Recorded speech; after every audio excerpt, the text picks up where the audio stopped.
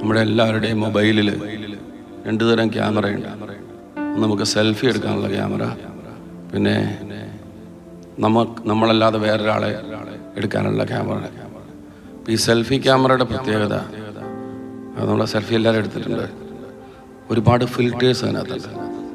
അതുകൊണ്ട് സെൽഫി ക്യാമറയിൽ, ഫ്രണ്ട് ക്യാമറയിൽ നമ്മൾ ഫോട്ടോ എടുത്തു കഴിയുമ്പോൾ നമ്മൾ ഭയങ്കര ബ്യൂട്ടിഫുള്ളായിട്ട് നമ്മൾ കാണപ്പെടും.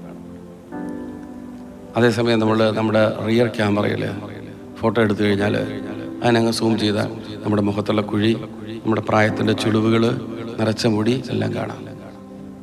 ഇന്നത്തെ സുവിശേഷത്തിൽ കാണുന്ന ഫരിസേയനും ചുങ്കക്കാരനും ഈ 2 ക്യാമറകളാണ്. ഫരിസേയൻ സെൽഫി ക്യാമറയാണ്. ചുങ്കക്കാരൻ അയാളുടെ പ്രാർത്ഥന നമ്മൾ നോക്കുമ്പോൾ മനസ്സിലാവും, അയാളെ തന്നെ കാണുന്നു. അയാൾ എന്താണെന്ന് അയാൾക്ക് മനസ്സിലാവും. ഒരു ഫിൽറ്ററും ഇല്ല. ദൈവത്തിൻ്റെ മുമ്പിൽ ഫിൽറ്റേഴ്സ് പാടില്ല എന്നാണ് സുവിശേഷം നമ്മളോട് പറയുന്നത്. ഇന്നത്തെ ലേഖനത്തിൽ പൗലോസ് ശ്ലീഹ റോമാക്കാരോട് പറയാണ്, ഹൃദയങ്ങൾ കാണുന്ന ദൈവം എന്ന്. പരിശുദ്ധാത്മാവിൻ്റെ വിശേഷണമാണത്, ഹൃദയങ്ങൾ കാണുന്ന ദൈവം.